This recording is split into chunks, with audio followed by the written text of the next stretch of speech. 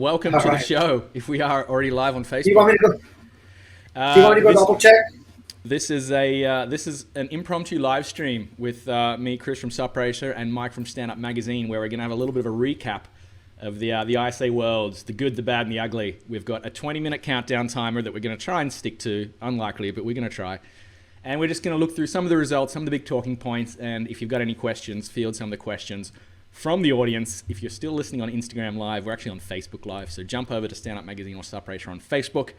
We're live. The countdown time is already at 19 minutes. So, Mike, maybe, mate, jump into it. What was your biggest takeaway from the ISA Worlds in Puerto Rico? Well, Duna and Shrimpy. I was even as a father of daughters, when Duna was coming across the finish line and she was sitting there in tears, I was like, it really touched my heart. It really did. That was the that was the photo of the event, really. This one here on screen. That's awesome. Photo of disbelief. That's an iconic photo instantly. Pablo Franco, I love it. Capture. That summed up the event to me in many ways, because it was it was the emotion involved, but it was also the generational metaphor, the symbolism that was Duna's victory. It really, there's been young guns since the beginning, right? Going back to the Connor Baxter, the Maui boys, but this was one of the most emphatic statements I've seen from a young paddler. Yeah. And I mean, the time difference with the live stream for me was always a little late, so I always only caught the back end and I kind of rewatch everything.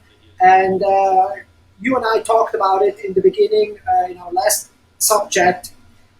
What's going to happen, and with all the legendary names from before, from the olden days, and now we have the young guns, and I didn't see that coming, and I sure didn't see Shrimpy coming either.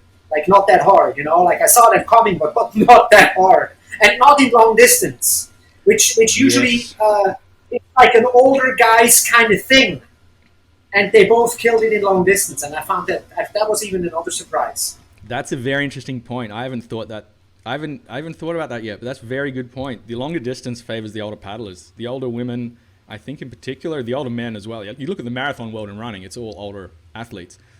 But yeah, that's a really good point. They killed it in the long distance. It was actually the veterans that were winning the shorter stuff in a total flip.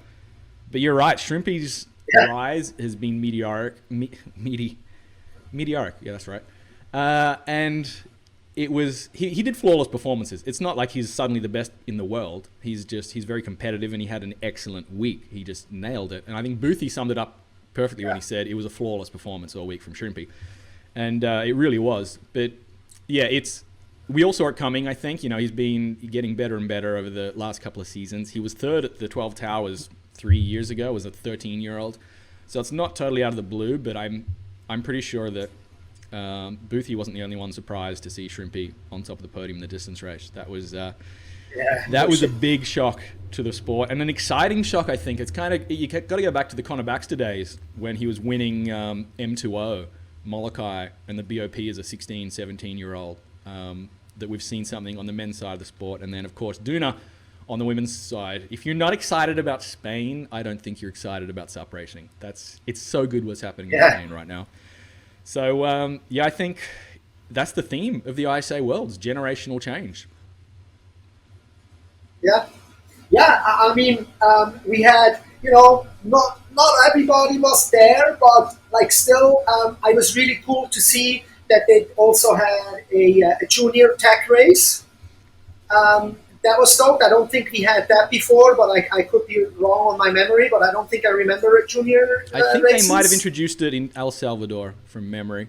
This might be the second time, because I think Jade Hausen El Salvador 2019, it was Jade Hausen first and Duna Gordillo second. So Duna was actually coming through the ranks and probably would have won the juniors in 2020 if it wasn't for COVID killing all of the events around the world. So Duna actually, I talked about this with the guys on Majorca when I was there this year. They actually kind of robbed a generation of their chance to peak in the junior category. Like Duna, for example, never got the chance to be the top junior, even though she actually won a couple of junior events at the ICF. But to really make her mark, she had to jump straight into the elite, the Open, and she's actually done it, which is extraordinary to do it so soon. Yeah. So that's definitely a big topic from the ISA, the generational change, the Shrimpies, the Doonas, and you look through the junior results. I mean, Japan was one of the standouts for me, Spain and Japan.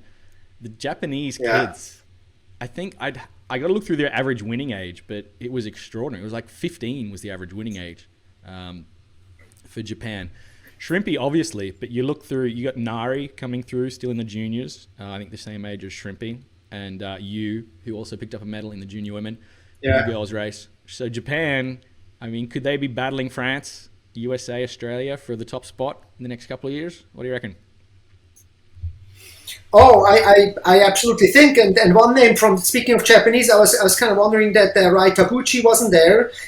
He was definitely a rising star over making his name through the APP tour there a couple of times coming up. So I was kind of surprised not to see him. And the Japanese are just like also in surfing. They have a bunch of good names out in surfing.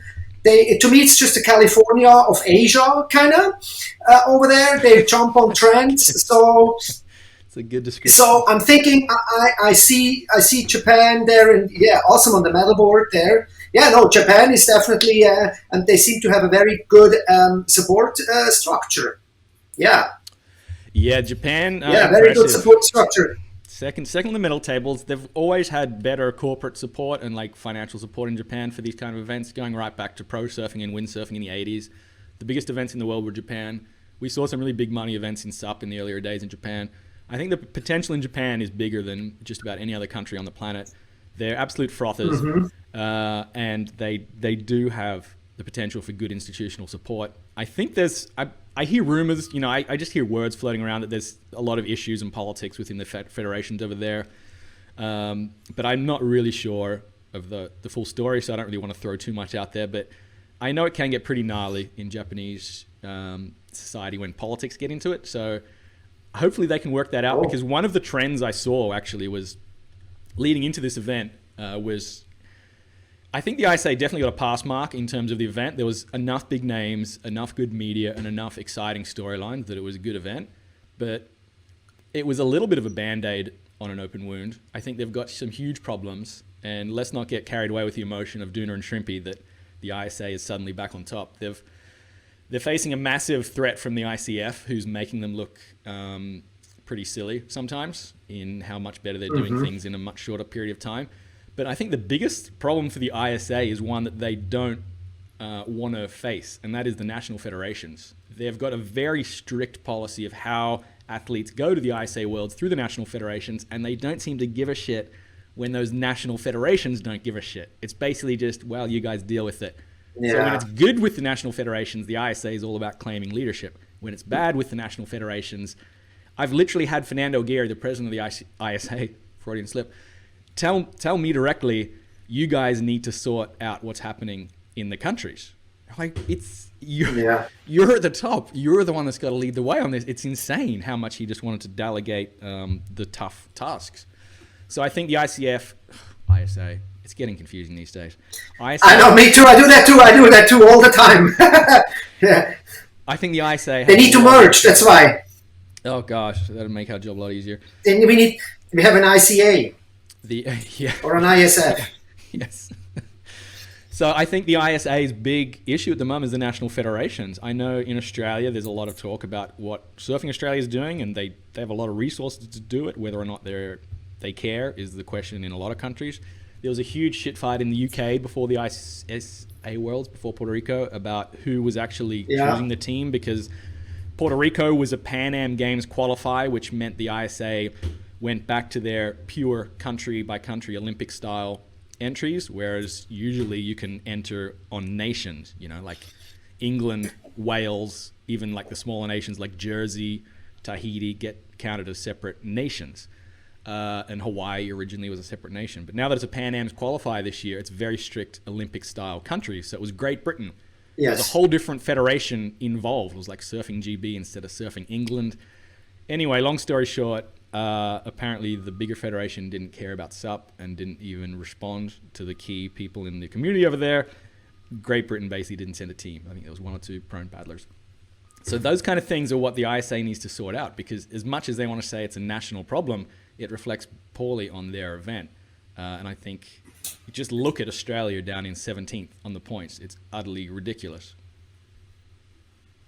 Well, yeah, and that is just that's the problem with the SUP in general, that it's a surf paddle sport. And we have countries where the canoe federations have taken over greatly SUP and making a great sport out of it. And then we have countries where the surfing people are taking under their hood. But then there's countries where people paddle and there is no surfing, say Hungary, for example.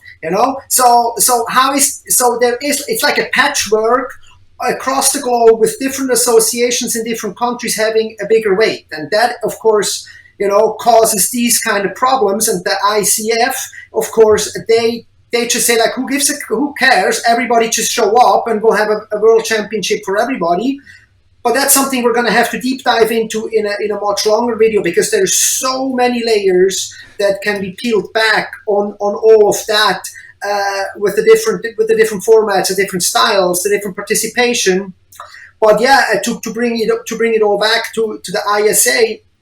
For sure, that is a key issue. In a country where I'm from, like in Switzerland, they have their own SUP Swiss, and there is a representative that is coming through the Swiss Surfing Association and the Swiss Canoe Federation, and these two guys are kind of like doing their thing together. And the core surfers kind of keep out of it. They're doing their own thing. With surfing over there is blowing up right now. And so that works pretty well. In Germany, it's kind of like a little bit all over the place. It depends a little bit in which region of the country you are. So yes, the countries need to unify their SUP efforts. And as we can see, some countries are doing it better than others. And interestingly enough, in some countries, people are looking to the ISA to ask, hey, can you please mediate this? I had a case with a guy, talked actually to one of our friends in the Ukraine. They have a similar kind of problem there with a guy that is kind of clawing on to the surfing, and they all want to go paddle, and the guy's just like, I don't care. And they're reaching out to the ISA, say, hey, please, you got to do something, and they're not getting any help. Yes. I know which one you're talking about. I was over there a few years ago in Kiev, and they gave me a shirt that was, I think it was UFSS, Ukrainian Federation of SUP and Surfing. And originally they were saying, we want to be part of the ISA because it's, it's the more progressive, exciting kind of thing on surfing, and canoeing is a very old Eastern European sport. And they were just interested in the newer option. And they tried really hard to get the ISA's attention. And in the end, there was a rival guy who owned like a surf shop or something down the coast, and he wanted to be in charge. And the ISA basically said, even though all the paddlers were with this one group in Kiev, they said, well, you guys sort it out. We don't want to make a decision. And it was like, how you have to make a decision. It keeps coming back to the ISA. They don't want to make any tough decisions. They want everyone else to decide the sport, and then they kind of come in and claim the glory. It's utterly ridiculous. Like, it's the complete antithesis of leadership. You have to make tough decisions. You have to be unpopular sometimes. I mean, just look, going back to drag up old graves, the board class debate. Remember the crazy 12-6 versus 14 that dragged on for years? The ISA was literally the last major event to make a decision and switch. And they even said, we'll wait and see what the rest of the sport does. So when it's all about the Olympics, they put out the big press release saying, under the ISA's leadership and governance, SUP has exploded exponentially, which is laughable. When it comes to tough decisions, they're like, we're not involved. You guys sort it out. Let us know what you want to do. It's bizarre that it's gone on this long like this. And really, when the ICF comes along and says, we want to be involved and take over, and they've got their own selfish motivations, of course, no one can, the ISA can't blame anyone but themselves for leaving that door open, I think. Yeah, I think we have to almost come to the point where the paddle community would almost have to say, we are taking over now, and we call the shots, and we are deciding everything. We make the rule book. We are deciding which race we are anonymously decide this is going to be our qualifying and this is going to be our world championship. Kind of like, kind of like unionizing a company. There's different departments, from accounting to mailing to maintenance, blah blah. They're all different departments, but they all unionize together against, so to speak, the same management. Are we the maintenance department, Mike? Is that what SUP Media is? So maybe. Are we down in the boiler room getting our elbows dirty? Yeah, I think that could be us. Yeah, maybe, or we're the PR department. I don't know, but somebody's going to put a foot down the one way or the other, and say like, no, wait, this is because this is everything is just spreading too thin, and through COVID, the ICF. See, I am struggling myself. The ICF was the only one that actually held events and all of that, and so it was like kind of like.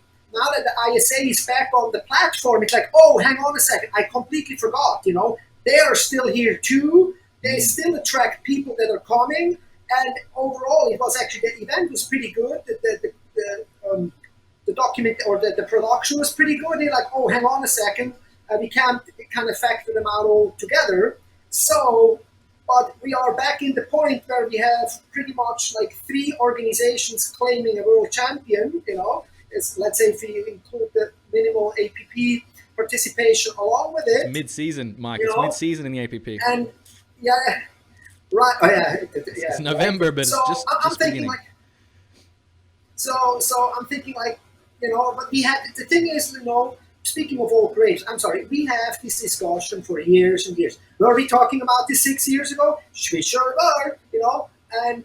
I can sit here and talk about this all day long, and we can rewind back to older videos, and you can see us harping the same thing over and over, and not a whole lot has changed. And Olympics, if it goes Olympic or not, what's going to be the difference? Is that going to change anything?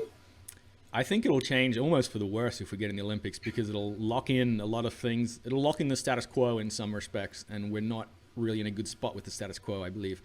So I'd like to see the sport evolve before we even talk about getting into the Olympics, because Olympics really do solidify things in sport. And if a sport is at a healthy stage, that can be a good thing. If it's not, I really believe that SUP would actually suffer, because we'd have to be ready for things we're not ready for, and it wouldn't work in the long run. So I don't think the Olympics would actually be a great thing. And if that's the whole point of federations, then why are we bothering with the federations? But if we don't bother with the federations, who are we dealing with? I mean, I like what Kristen Thomas is doing in the US with USA SUP, just trying to make it SUP first. And then it sounds like what's happening in Austria. They'll work with either federation if they want to do a championship. But it's about SUP first and the community and building up the events. The Olympics is, once every 4 years. It doesn't really matter. So I think if the SUP community, we could talk about this for the next 6 years and nothing would change. I think we've got to accept the fact that the federations aren't going to be like father figures. That's not their role, and we shouldn't expect that from them. They've got their own selfish motivations, just like we've got our own selfish motivations within the sport. So we can't expect them to bend to our will and desire, because that doesn't fit with their politics and agenda. At the same time, if they want to be involved, they have to, we got to meet halfway, is what I'm saying. So we can't say the ISA should do this and that. We can't say, the ICF can't say, we're doing it this way because we're a federation. If we meet halfway, we might actually get somewhere. Yeah. If not, we can forget about the Olympics, because it'll be a shit show for another 6 years. But let's not get too bogged down in politics, because we've still got 45 seconds left. I know. So we spent most of that talking about. Yeah, like we should honor definitely like talk about, we got 35 seconds. This whole thing up with what should we talk about? With the event itself. I don't know. Then we'll might as well. It was nice to see you all. Good job, everybody. Sorry for the political rant, folks. More videos. If you tuned in at the beginning, we actually did talk about the event. I even had some images up here I was going to show, such as this classic shot of Duna and Esper. I think this was, honestly, so awesome. We might. I'm going to reset the timer just for another few minutes, Mike, because I wanted to give credit here. To me, there we go. Please. 4 minutes to go. Where are we, folks? To me, the women's racing is actually more exciting than the men's at the moment. I agree. I particularly with the names on that list there, I was, just to see it in the long distance there with having, and that was the exciting part, having gals like Jenny Kalmbach back in the mix there, Lena Agavis, with, in my opinion, a phenomenal fourth place in the long distance, and having their Candice in there, also that we haven't seen racing in so long. So yes, I was 100% absolutely super stoked and looking forward to the women's races more than to the man, because I was kind of thinking the man, I was more for, I thought I could predict the men's races better than the women. And that's Yes. why I was more excited to actually see the women's race, because it was really like, how's Candice going to do, how's Esperanza? Because I don't remember when I see, or if I ever have seen Esperanza racing against Candice this year altogether. I mean, I you was rarely actually, see it ever full stop. It's to get the women all together in one spot, and they weren't all there, of course. Fiona's oh, injured. There's a lot of athletes from Europe and Australia that weren't there. There's a lot of athletes missing from Puerto Rico. We haven't really touched on that. But inside that political rant, I was going to make the point that there actually wasn't much depth in Puerto Rico. It was a pretty small field. It was basically a Euro Tour sized field, which is respectable, a big event, but it wasn't. yeah, I don't think you could really claim that was the ultimate event of the year. The ICF was definitely more competitive. I no, mean, the no. World SUP Festival in Spain that we were at in June, that was probably more competitive, at least on the men's side. So yeah, there was a lot of big names missing, but it was very exciting. I think you're right about the the generational spectrum that we saw from 13-year-old Soren Preston from California, Duna Gordillo, Sonia Kamari from Mallorca as well, the teenage sensations, all the way up to, I mean, I think Stephanie Scheidler is in mid 40s and still killing it. Jenny Yeah, Kalmbach, I believe, is 39. There's a lot of women that they're around the 40-year mark who were the OGs. I mean, Jenny Kalmbach won the original event in SUP racing, the 2008 BOP, the Battle of the Paddle, and she's come back after 6 yeah, years of not racing.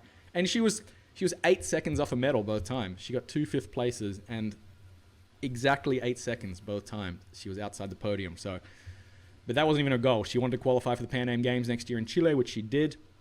That's a whole other topic. So congrats to Jenny. She got her goal, and it was exciting. I think and unless Callie Margetts comes back, I don't know if he's on the stream here, but unless Callie Margetts makes a comeback, I think the women have kind of got the men beat for this amazing generational spectrum that we're seeing. Maybe Travis Grant can make a comeback. It's his birthday today, that would be nice to see Travis again. or tomorrow. Oh, happy birthday, Travis. He turns 40. Travis Grant turns 40 tomorrow, folks. So get on Facebook and wish him happy birthday, because one of the OG legends of the sport. If he ever comes back, then I'll get more excited about the men's racing again. Until then, Hey, I think I did, yeah, it's nice. exciting what's happening in the women's sport. Yeah. I did my first M2M when I turned 40. There you go. I was like, yeah, I'm going to cross that chat. I'm going to cross that chat. I'm going to do it. So yeah, come on back, guys. A little homage to old days in Hawaii. Maybe we need to bring back some, at least one event a year, and needs to come back to Hawaii and bring back some good old downwind racing. And you can do tech races in the harbor and all of that. So I think it'd be nice to see that again and have a little bit. Sometimes I think how cool it would be to have some sort of a reunion. Or like a champions tour, like a champions race. Everybody that won something somewhere, only those people, like an invitational kind of a race or event. We should have But the yeah, no, the Battle of the Paddle Woodstock reunion. All the former BOP yeah, and PPG's yeah, champions just come back to Doheny for one epic surf totally. race. Chuck Patterson with his bright, shiny white teeth. And Yeah, John Patterson. that's when the men's sport will truly get exciting, is when Chuck Patterson makes a comeback and matches Jenny Kalmbach's comeback. Yeah. That's the original OG. That'd be fun. But anyway, Yeah. I've extended the timer twice now, so we've officially got 90 seconds did you? left. Can't extend to the third time. What's your final thoughts on the ISA World? The good, the bad, the ugly? It was good to watch. I enjoyed to watch it. Thank you so much, ISA, because you gave me so much food for thought that will be unpacked over the coming weeks. We have so much to talk about, so much to write about. So thank you for that. I already made a video where I kind of put my own conclusion out there. I packed it into about 8 minutes. It's on YouTube and on my website. You should watch it. And yeah, definitely positively surprised on that, but lots to unpack. All right. Excellent final thoughts there. Similar thoughts for me, I think, folks. It was a good event overall. I was excited to follow it. Certainly some issues that need to be addressed, but if we focus on the positives, there were a lot, particularly looking at the next generation coming through, and in particular, Spain and Japan are electrifying the sport these days. If you're not excited about Spain, you're not excited about SUP, and I don't have a good rhyme for Japan with a J there, but similar story. If you're not excited about Japan, you're not excited about SUP. So, if you're not a fan of Japan, oh, Mike, with the rhymes, throwing down the beats. All right, if you're not a fan of Japan, how'd it go? Roll us out with that. Throw a little freestyle rap. all right, we are now a fan of Japan. Okay, big fans of Japan and the sport. That's why we do these wacky impromptu live streams. We'll probably do another one next week. We'll pick a topic, and I was thinking, Mike, maybe if we can make this a debate show each week, where we actually just pick a topic or a question, and we pick opposing sides, and just for the fun of it, we debate each other, even if it's not necessarily our firm belief. We could have picked today, all right, the ISA was a good event or the ISA was a bad event, and one of us has to debate high school style. Either way, what do you think?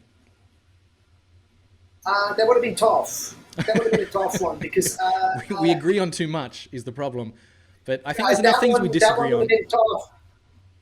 But we definitely should have a debate on surf races versus flat water races. We can talk about surfing, SUP-surfing, sinker boards versus surf races versus flat water races, inclusion. There's things to debate about it, but I think a constructive discussion where something positive comes out at the end might be better than just a simple debate. Because I'm not really against anything ever. I just the only one thing is like I should just could debate over why is the ISA not including more people from the SUP community in their content creation. I mean their media efforts. That's the only thing that kind of bothers me. But other than that, I mean we're not the only ones. They really need to include the SUP community more on every level, whether it's athletes or media or fans or anything. They're off in their own little world. But that's all we got time for today, folks. Yes. Thanks for tuning in. I hope some of that made sense, and we're going to come back next week, and we're going to pick one single question and chat about that, or one single topic. So I don't know what it'll be next week. Maybe soon we've got to talk about last paddler standing, because that's the one I'm excited about coming up. But that might be a few more weeks. So we'll wrap it up there, folks. Thanks for watching. And thanks, Mike, for joining us. We'll see you next week.